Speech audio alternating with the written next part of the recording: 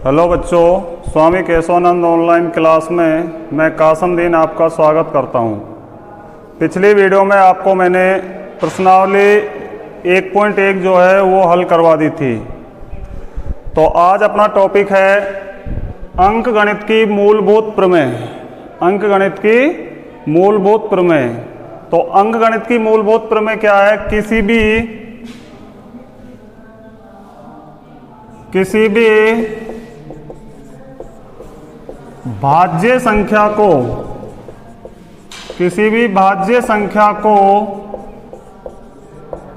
अभाज्य संख्याओं के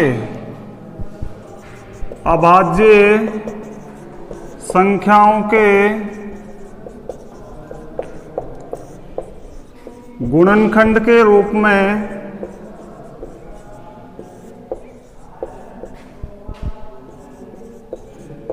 में लिखा जा सकता है।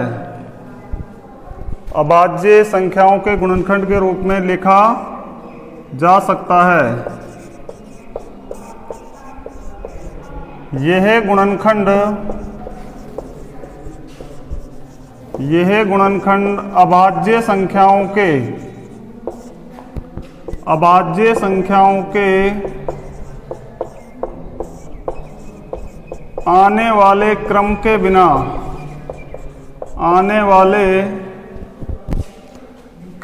बिना अद्वितीय होता है।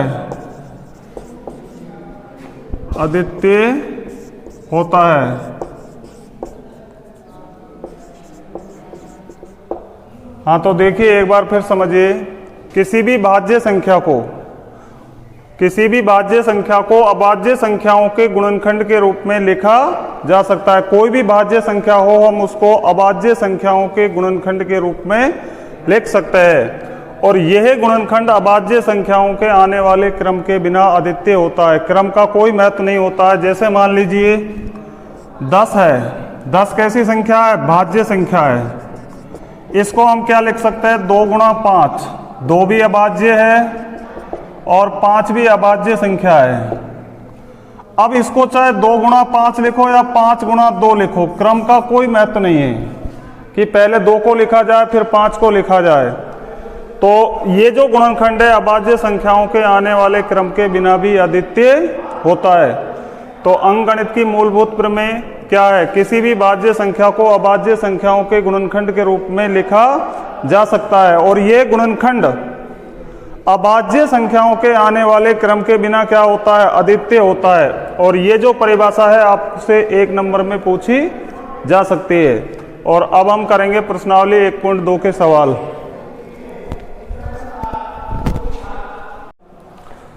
हाँ, तो बच्चों प्रश्नावली 1.2 का पहला सवाल, निम्नलिखित संख्याओं को अभाज्य गुणनखंड के रूप में व्यक्त कीजिए। हमें सिर्फ अभाज्य गुणनखंड निकालना है।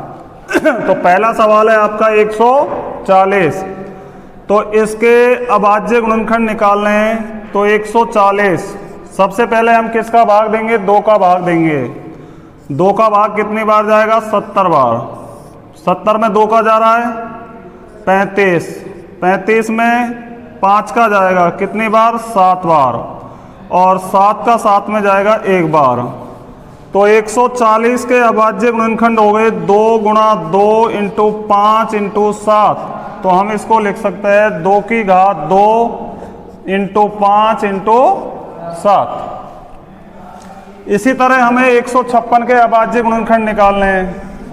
156 किसका भाग देंगे? 2 का। 7 8 78 बार गया। फिर 2 का दीजिए 39। फिर किसका जाएगा? 3 का 13 बार। और फिर 13 का जाएगा 1 बार।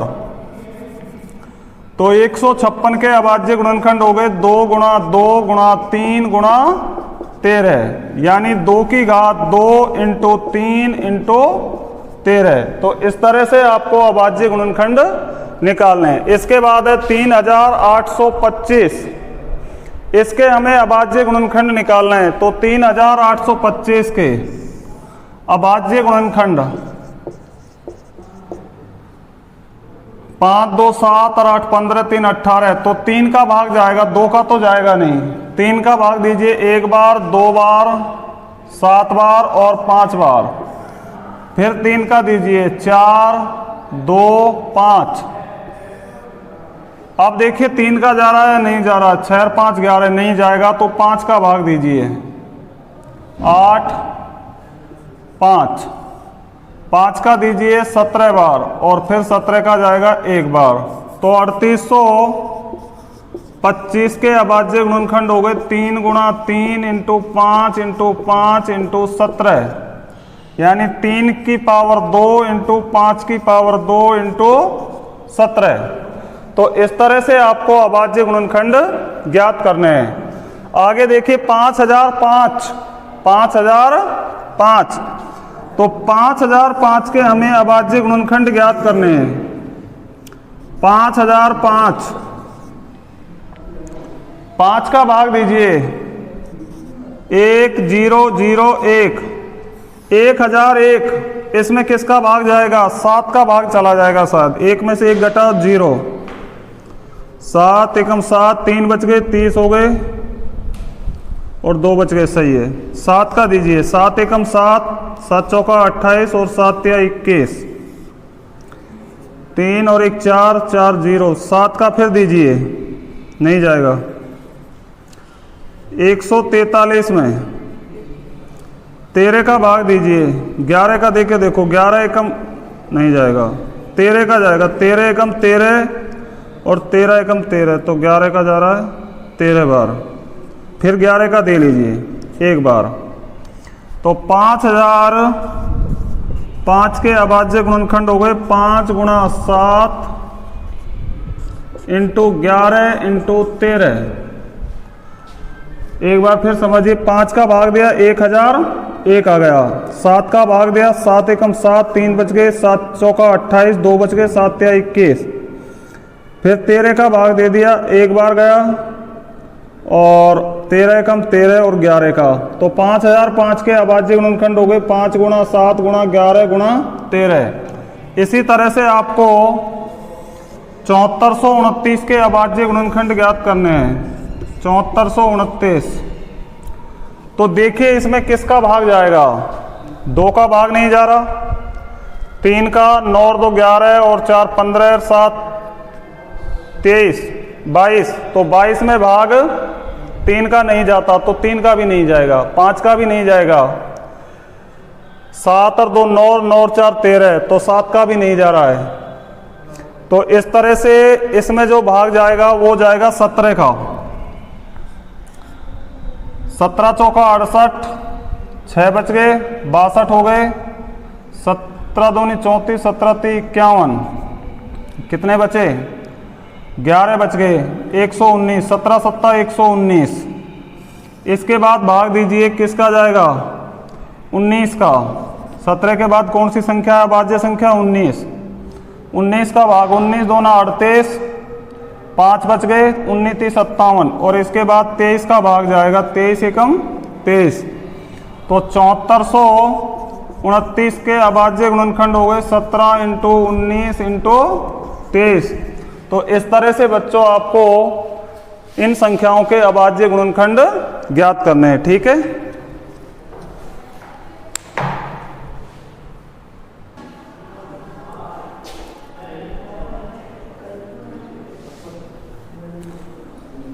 हाँ तो बच्चों सेकंड सवाल है आपका, 2 संख्याओं का एचसीएफ और एलसीएम ज्ञात कीजिए। एचसीएफ महत्तम समापवर्तक और एलसीएम लघुत्तम समापवर्तक ज्ञात कीजिए तथा जांच कीजिए 2 संख्याओं का गुणनफल बराबर एचसीएफ गुणा एलसीएम। तो सबसे पहला सवाल है 26 और 91। तो 26 के अभाज्य गुणनखंड करिए 2 गुणा 13, 13 दूनी 26। 91 के अभाज्य गुणनखंड करिए 7 गुणा 13। तो हमें क्या क्या निकालना है? एचसीएफ निकालना है। एचसीएफ क्या होता है? दोनों संख्याओं के अभाज्य गुणनखंडों में जो कॉमन फैक्टर है वो इसका क्या हो जाएगा, HCF हो जाएगा। जो कॉमन संख्या है, तो कौन सी है कॉमन संख्या, 13 है, तो 13 क्या हो जाएगा, HCF हो जाएगा 13। इसके बाद LCM, कौन कौन सी संख्या है दोनों अभाज्य गुणनखंडों में, 2 है, 7 है और 13 है, 13 दोनों में समान है। तो इनको मल्टीप्लाई कर लीजिए, 13 सत्ता 91 और 91 का 2 से गुणा करो 182।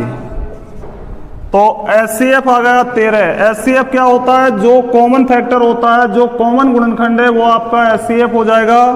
और LCM में हम सभी गुणनखंडों को लिखते हैं, 2 भी है इसमें, 7 भी है और 13 भी है।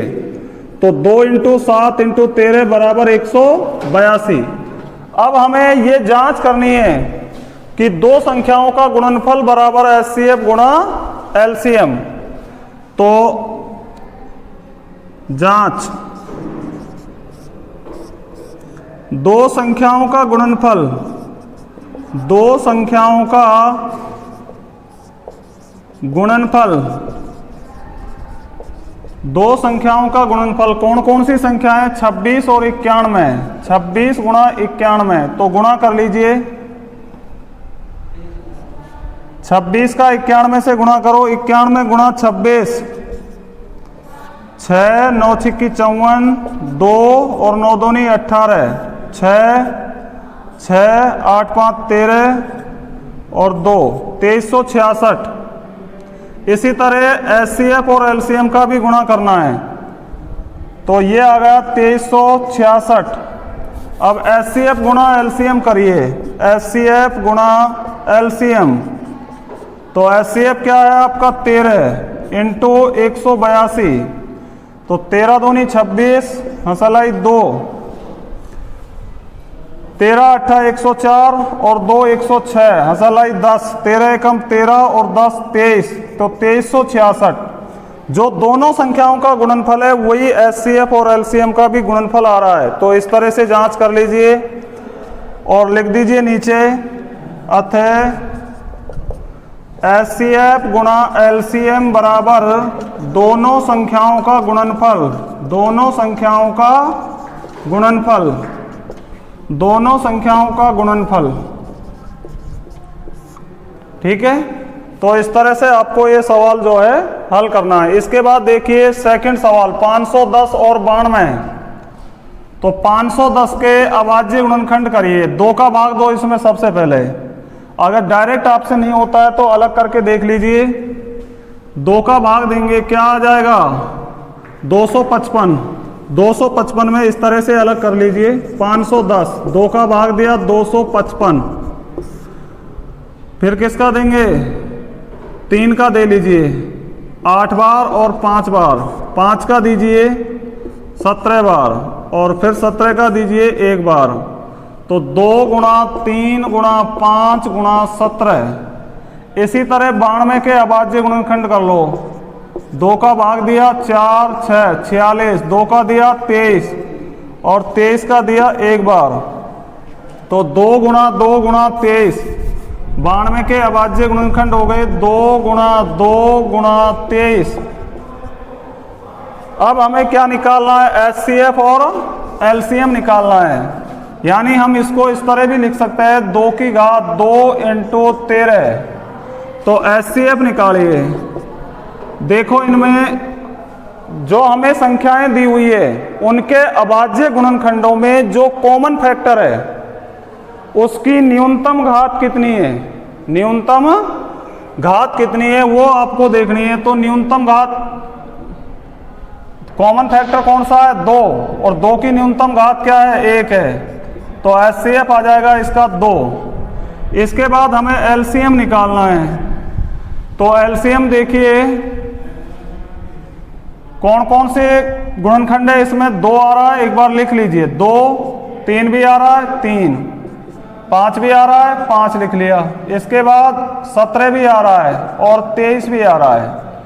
अब देखिए यहां पर अधिकतम पावर लेते हैं, तो 2 की अधिकतम पावर कितनी है, 2, 2 की पावर 2। इसके बाद 3, इसके बाद 5 इंटू 17 इंटू 23, तो इसको मल्टीप्लाई करना है आपको। तो गुणा करिए 2 की घात 2 4, 4 त्या 12, 12 पंजा 60, तो 60 का गुणा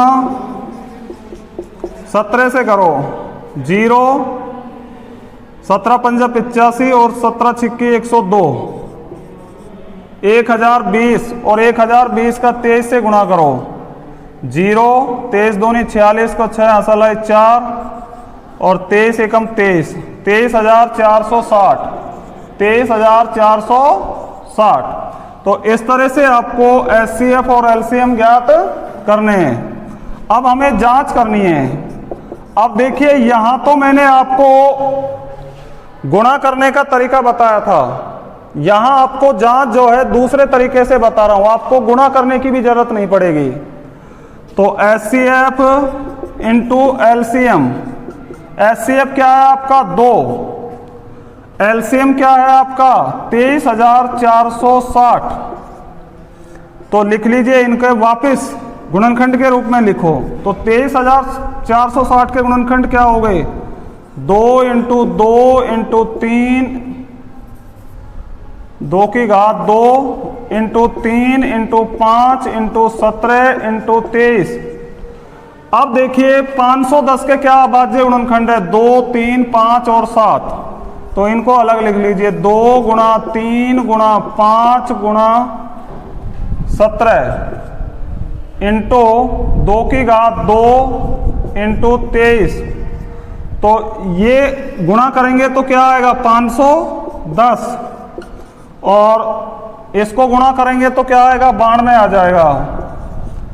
तो एचसीएफ और एलसीएम का जो गुणा है वो किसके बराबर है, 510 इंटू 92। जो संख्याएं आपको दी गई है उन संख्याओं के गुणनफल के बराबर है। यहां लिख देना बराबर दोनों संख्याओं का गुणनफल, दोनों संख्याओं का गुणनफल। तो इस तरह से आपको जांच करनी है। इसके बाद एक सवाल रहेगा तीसरा, 336 और 54, ये आपको करना है ये सवाल, ठीक है।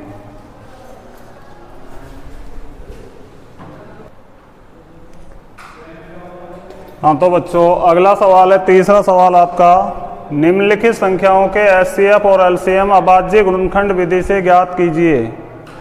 वही अभाज्य गुणनखंड विधि का प्रयोग करना है, सिर्फ हमें एचसीएफ और एलसीएम ही ज्ञात करने हैं। तो 12 के अभाज्य गुणनखंड करो, 2 गुणा 2 इंटू 3, 2 दूनी 4 और 4 तिया 12, यानी 2 की घात 2 इंटू 3। 15 के अभाज्य गुणनखंड करिए 3 इंटू 5, और 21 के अभाज्य गुणनखंड करिए 3 गुणा 7। हमें क्या निकालना है, एचसीएफ और एलसीएम। तो समान गुणनखंड कौन सा है इनमें, तो देखिए समान गुणनखंड है 3, ये 3 जो है समान गुणनखंड है, तो एचसीएफ हो जाएगा 3। इसके बाद एलसीएम, एलसीएम में तीनों के अभाज्य गुणनखंडों में जो संख्याएं आ रही है वो तीनों ही संख्याएं आपको लिखनी है। तो देखिए 12 में 2 भी आ रहा है, इंटू 3 आ रहा है, 5 आ रहा है और 7 आ रहा है, लेकिन पावर अधिकतम लगानी है। 2 की पावर कितनी है अधिकतम, 2, 2 की घात 2 का मतलब 4, 4 तिया 12, 12 पंजा 60, और 60 का गुणा 7 से करो 420। तो एलसीएम आ जाएगा 420। इसी तरह से आपको इनके निकालने हैं 17 के अभाज्य गुणनखंड, 1 गुणा 17, क्योंकि 17 स्वयं ही अभाज्य संख्या है। 23 के अभाज्य गुणनखंड 1 गुणा 23, और 29 के अभाज्य गुणनखंड 1 गुणा 29। तो देखिए कॉमन फैक्टर कौन सा है, तो समान गुणनखंड जो है वो कौन सा है इनमें, 1। एलसीएम तीनों को गुणा कर दो, 1 गुणा 17 गुणा 23 गुणा 29, तीनों का गुणनफल करना है। तो 23 गुणा 17 करो, 17 × 3 = 51 असलाई 5, 17 दूनी 34 और 5 39 इंटू 29, 9 एकम 9, 81, 9 तिया 27 और 8 35, 2 8 3 2 6 1 7, 9 3, 8 5 13, 7 3 10 और 1 11, 11,339। तो 11,339। तो एलसीएम क्या आ जाएगा? 11,339। इसी तरह से आपको तीसरा सवाल जो है हल करना है। तो तीसरा सवाल है आपका 8, 9 और 25। 8, 9 और 25। तो 8 के निकालिए, 2 गुणा 2 गुणा 2, 2 की घात 3। इसके बाद 9 के निकालिए, 3 गुणा 3, 3 की पावर 2। इसके बाद 25 के निकालिए, 5 गुणा 5, 5 की पावर 2। तो एचसीएफ क्या हो जाएगा?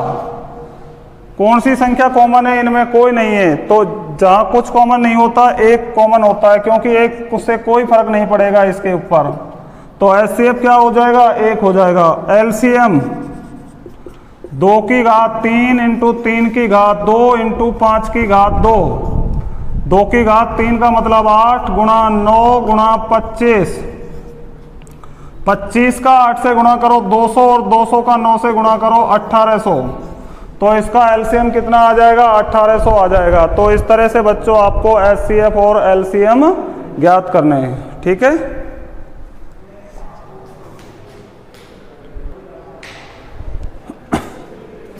हाँ, तो बच्चों अगला सवाल है आपका, एचसीएफ दिया हुआ है 306 और 657 का एचसीएफ जो है वो 9 है। आपको 306 और 657 का एलसीएम ज्ञात करना है। तो देखिए किस तरह से हल करेंगे। चूंकि एचसीएफ गुणा एलसीएम बराबर दोनों संख्याओं का गुणनफल, दोनों संख्याओं का गुणनफल, दोनों संख्याओं का गुणनफल। तो एचसीएफ कितना है? 9। एलसीएम ज्ञात करना है। संख्याएं कौन कौन सी है? 306 और 657। 306 इंटू 657। तो एलसीएम बराबर 306 इंटू 657। किससे हमें भाग देना है? 9 का भाग देना है। तो 9 से इसको काट लीजिए। 9 7 63। कितने बचे? 2। 9 तिया 27। तो 306 गुणा 73। 306 का 73 से गुणा करना है। तो कर दीजिए गुणा 306 गुणा 73। 6 तिया 18, 3 तिया 9, 7 छिक्की 42 और 7 तिया 21, 8 3 3 2, 22,338। 22,338। तो इस तरह से आपको क्या ज्ञात करना है? एलसीएम निकालना है। आपको मैंने सेकंड सवाल में बताया था, ये सूत्र जांच करके भी बताई थी कि एचसीएफ इंटू एलसीएम बराबर दोनों संख्याओं का गुणनफल। तो एचसीएफ कितना है आपका? 9 है और एलसीएम आपको ज्ञात करना है। और दोनों संख्याएं कौन कौन सी है? 306 और 657। एलसीएम बराबर 306 इंटू 657 में 9 का भाग दे दीजिए। 9 से ये कट जाएगा 73 बार। तो 306 गुणा 73 गुणा करेंगे तो 22,338। तो इस तरह से आपको एलसीएम ज्ञात करना है। तो इस तरह आपको अभाज्य गुणनखंड विधि से एलसीएम और एचसीएफ निकालने हैं। और इससे अगला सवाल है जो अगले वीडियो में हल करवाएंगे। धन्यवाद।